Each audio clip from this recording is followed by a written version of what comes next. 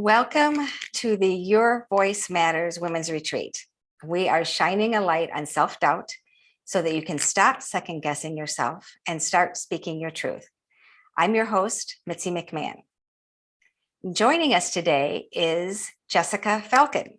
Jessica is an international soul embodiment guide and speaker. She co-hosts the Radically Embody Love podcast, teaches online workshops, and coaches private clients from around the world. She guides women to reclaim their sovereignty so that they can experience the ecstasy of true soul freedom. Welcome, Jessica. Thank you, Mitzi. It's such a pleasure to be here. And I'm just as passionate as you are about guiding women to reclaim their voices. So it's such an honor to have the conversation. Oh, awesome. So let's talk about that a little bit. So you guide women in this process of embodying their power and speaking their truth. So I was wondering if you could elaborate a little bit on the voice, the speaking our truth part, why our voice is our power. Yeah. Our voice is our power because as women, when we speak, when we use our voice, we are seen. Oh. And when we are not using our voice, right, when we're hiding it, we're silencing it, we're invisible. And women have been deemed invisible for thousands of years and told to be silent, right? So we're literally having to confront these fears and these doubts that we're even worthy of being heard or seen because we've been told that we're not. And when we harness the power of our voice, and I'd love to talk about what our voice really is, but when we harness the power of our voice, we are saying, I am worthy of being seen. I am worthy of being seen for who I am, not who you want me to be, not for what I do for you. I am worthy of being seen for who I am, because I am divine, because I matter, because I get to take up space.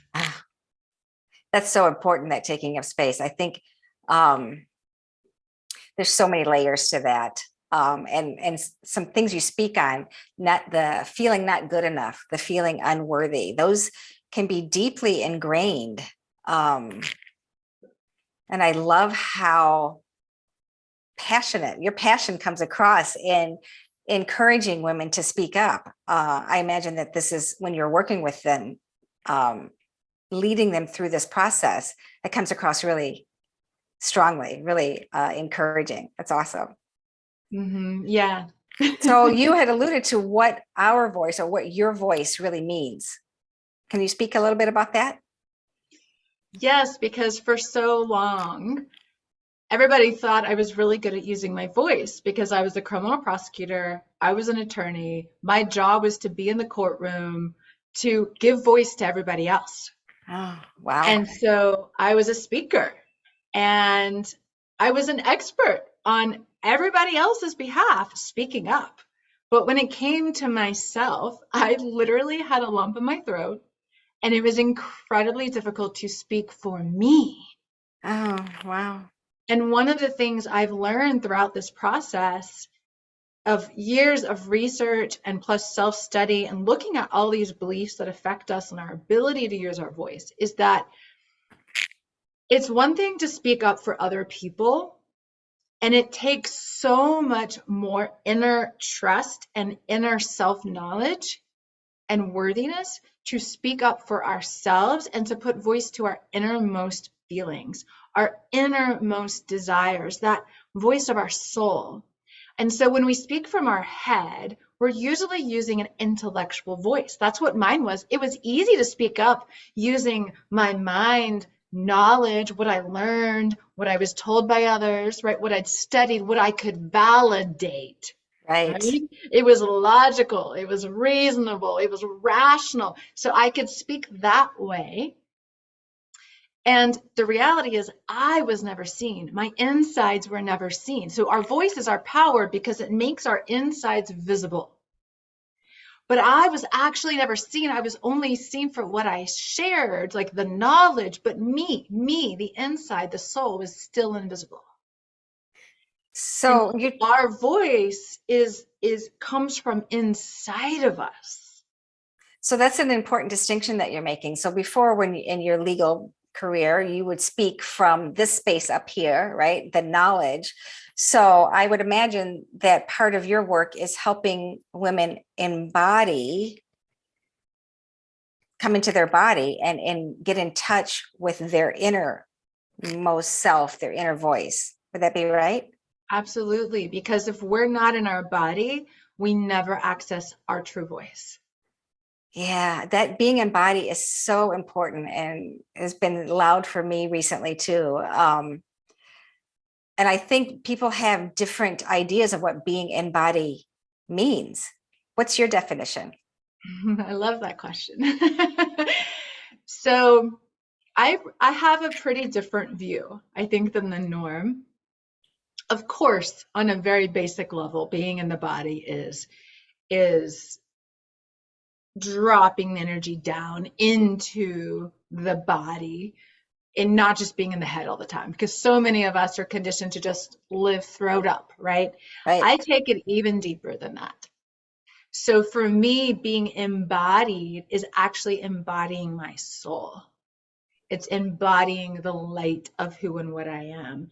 It is bringing the light of my soul into physicality, into my body, into all of me, so that I am fully me. Because the more of my soul's light I bring into my body, then all the subconscious programming, all of the absorbed conditioning, all of the inherited or this life trauma gets released through the bringing in of my soul's light. It gets expelled. And so then I am fully me in my divinity, in my power. And therefore, when I feel the inner desire or knowing or boundary, it is because I'm so rooted in who I am that it is truly my voice. And so when I guide women into the body, it's, first I have a whole 9-month program on embodying your divinity. And the first 3 months is just getting deeply into the body Mm. and feeling safe, right? Being in the body. And then the next 3 months is the voice, because it's then accessing, what that voice is, learning how. We're not taught how to access the voice of our soul. And it's in the womb, it's in the heart, it's in these places that we carry so much shame around and fear around. Do you find that there are trust issues with people, like not trusting their voice, not trusting or being safe in the body for one, but in terms of the speaking up or connecting, um, it's been my experience that there's trust is a big issue. I was just wondering if that's been your experience as well. Huge. And it's an issue that I personally have really, I mean, all of this, everything I teach, like I have walked, I embody, like I have lived this path. And so trust for me was huge. And it goes back to one, women being told not to trust ourselves for thousands of years. I mean, think of Right. the story of Adam and Eve, right? She was damned and demonized for daring to trust her own desire Right. and choose for herself. And so this has been embedded in us so much. And trust, the inability to trust ourselves comes not only from that programming, but also because we're so afraid of what's going to happen when we do. Right. And that trust, I mean, I literally spend 3 months just on the voice. There's so much I want to say right now, but I'll give an example to make it a little tangible. So Okay. when I was a criminal prosecutor, I started to hear this deep soul calling, because I was already starting to do embodiment work. I was already starting to connect to my soul, and I started to hear this calling to leave the legal profession. And it was just so, right, irrational. I was incredibly successful. I'd gone to school for 7 years to do it. I'd practiced for 7 years at that point.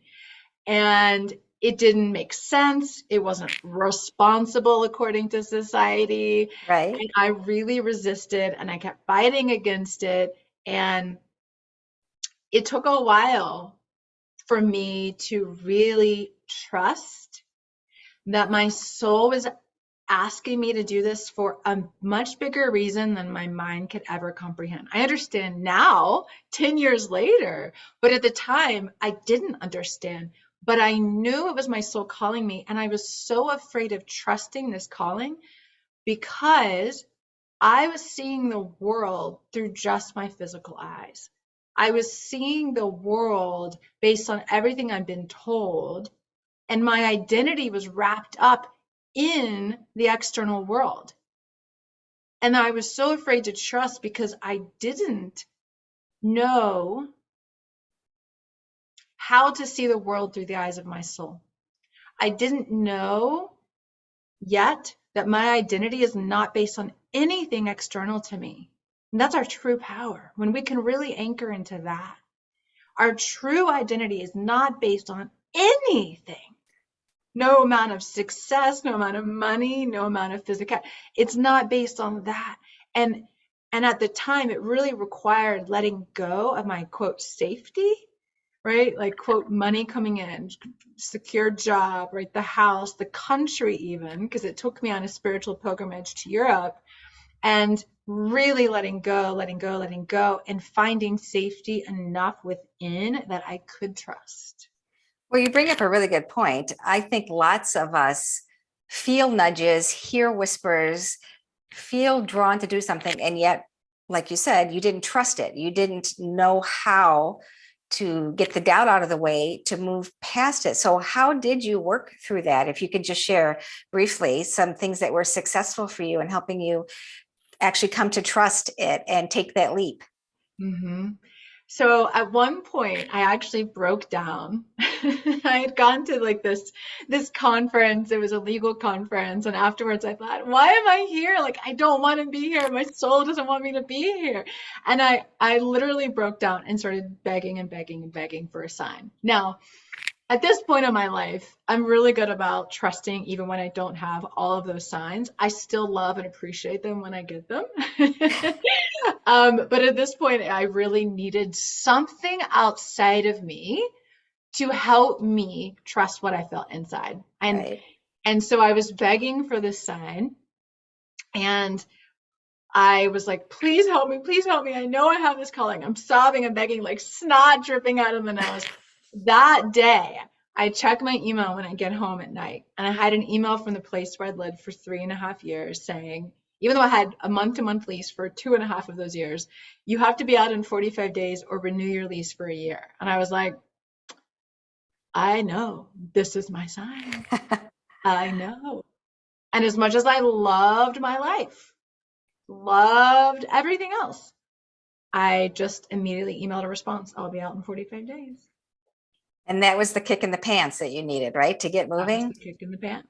Oh, well, what would you say to those who are listening who may be getting nudges and are afraid to trust themselves, afraid to trust their intuitions? What would you say to them?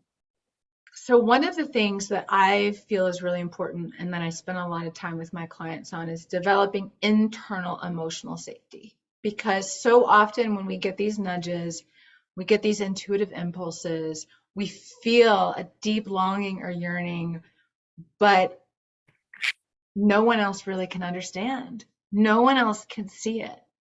And it takes a leap of faith to trust the invisible.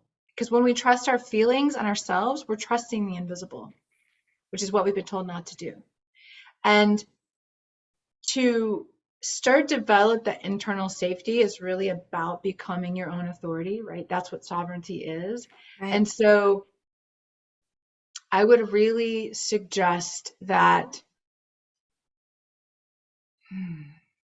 you start to tap into your soul as your source, your soul as your source of safety, not what's outside of you. And again, this is deep sovereign work, but for me, when I tap into my infinite soul nature and start to trust that it's not guiding me into like what doesn't serve me, my soul is always calling me into my freedom, into my reclamation of my power, into this union with the all that is, this union with my divine self. And if I can start to detach from the things that give me a sense of security outside of me and begin to do the work to find that security within me, as a really, I think a short example, even on a simple level, yet it's not so simple, is if you have a boundary, you've been really afraid to speak with somebody because you're so afraid, right, that they're going to then reject you.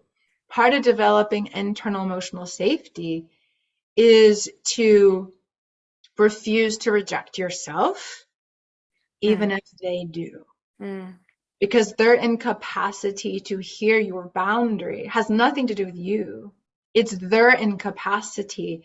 And to recognize that and to know that you will not reject yourself based on their incapacity to honor you, then you feel safer expressing that boundary. mm. Wow, really powerful stuff. Thank you so much. You're welcome. It's So been a pleasure. I understand that you have a free gift that for our audience. Can you share a little bit about that? Yeah, so I have a free gift and a free event coming up. The free gift is a heart womb meditation to anchor into self, and it's really about helping you connect to the womb, to the heart, and begin to unite them, because that's something I'm really passionate about, helping women reconnect to the power of their womb and heart as one, because in ancient times there was no real separation between Right. the two, and to really hear the inner voice. And then I also have a 3-day ritual of reclamation, August 29th through 31st. And it's to reclaim the holiness of your body, voice, and sexuality. It's a 3-day free event, hour each day. And the voice is the second day. So those are both coming up. Wow, those sound fabulous. And really, I love the idea of the meditation. It really connects with everything that you were just talking about. That sounds great. For those watching, be sure to click the link below to grab Jessica's meditation. So any last insights you'd like to leave us with? Yeah, I feel like you and I could talk about this all day. So let's see. The last little thing that wants to come through. Let me just tune in for a second.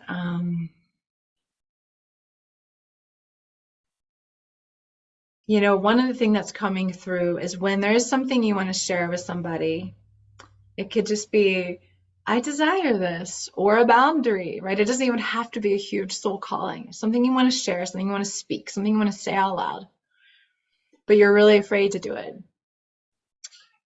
I would just recommend saying to yourself silently over and over and over, right before you do, or in order to build up the confidence, I matter. Mm. My voice matters because I matter. I matter. I matter. I matter. And just that is the biggest wound perpetuated on the feminine, is that we don't matter. And so if you could just say that to yourself every day or leading up to a difficult conversation, my feelings matter because I matter. My voice matters because I matter. I matter. I matter. And Wow, feel it. Feel it. that feels really powerful. Thank you. Thank you so much for sharing your wisdom with us. It's been so great having you. For Thank you. those tuning in, please be sure to click the link below to grab Jessica's meditation, and be sure to tune back in for the rest of our Your Voice Matters retreat. Thanks so much for joining us today.